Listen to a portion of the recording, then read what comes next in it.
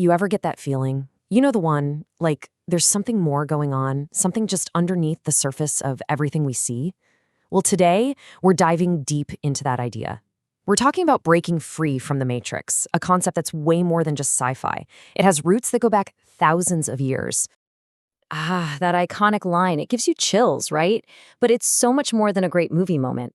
According to our source material, it's really a call to action. It's a challenge for all of us to wake up from this collective dream and see the world for what it actually is. So before we can even begin to talk about breaking free, we gotta ask the big question. What is the Matrix in this context? Because trust me, it's a whole lot more than just some crazy computer simulation.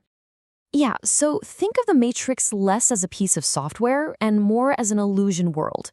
It's a system that's built on one thing: distraction. It bombards us with division, with fear, all to keep us from realizing the truth about who we really are. And you can see this system playing out everywhere. Our source points to things like the mass media shaping what we think, big corporations telling us what to buy, and all these unspoken societal rules about how we're supposed to live. Even something as simple as political labels, Democrat versus Republican, are seen as tools to keep us fighting amongst ourselves, totally distracted from a much bigger, more unified picture. But that external stuff, all those systems out there, that's really only half the battle. Because the source argues that the most powerful part of the Matrix isn't out there at all. Nope, it's inside of us. We're actually active participants, helping to build and maintain this illusion every single day. Okay, and this is where it gets really, really fascinating. This whole modern idea of the Matrix isn't new, not at all. It actually has these incredibly deep, ancient roots. The idea of living in an illusion has been around for a very long time, and it gives this whole conversation so much more weight. I mean, check out this lineage. We're talking 5,000 years ago in the Indus Valley. Ancient sages were already talking about our world as an illusion. They even gave it a name in Sanskrit, Maya. So all the 1999 film did was wrap this ancient idea in a cool, modern sci-fi package. So what exactly is Maya? Well, you can think of it like a veil. It's the thing that makes us see the world as separate. It's me versus you, us versus them. It's the grand illusion of duality that completely hides the fundamental truth, that we're all connected. And the source suggests we basically have two ways of seeing reality. With our two physical eyes, we see the world of Maya, the illusion, the separation, the ego. But with the third eye, which is really just a metaphor for higher consciousness, we see the truth. We see the world of unity and connection, the place our source calls the real world. Okay, so this all leads us to the most important question, right? If we're living in some kind of illusion, how in the world do we wake up? Well, the source actually lays out a pretty clear path, your own personal red pill journey to unplug for good.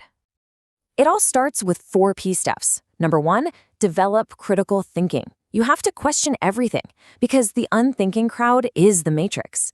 Second, embrace your authenticity. Just being yourself without all the masks society asks you to wear is a huge act of rebellion. Third, you gotta go inward. Disconnect from all the external noise and find the truth that's already inside you. And finally, number 4, reject fear. Fear is described as the main control frequency of the entire system. And this quote just hits it perfectly. In a world that's constantly trying to make you into somebody else, the greatest act of power is to just be you. Your uniqueness isn't a flaw, it's your superpower. So, what happens when you start doing this? When you start to break free? What does life actually look like on the other side? Well, it's described as a reality that just feels and operates in a completely different way. Just think about the design of it all. The Matrix is all straight lines, rigid grids, concrete jungles, rules, conformity. But the real world? That's found in the curvy, flowing lines of nature. It's about organic patterns and harmony. It's a massive shift from a world of noise and anxiety to one of peace and healing. The source even talks about this in terms of energy or frequencies. Look at this. Fear, the main tool of the Matrix, is a really low energy state. But emotions like love and peace, they vibrate at a much, much higher frequency. So by choosing love, by choosing peace, you are literally changing your own frequency and tuning out of the Matrix's control system.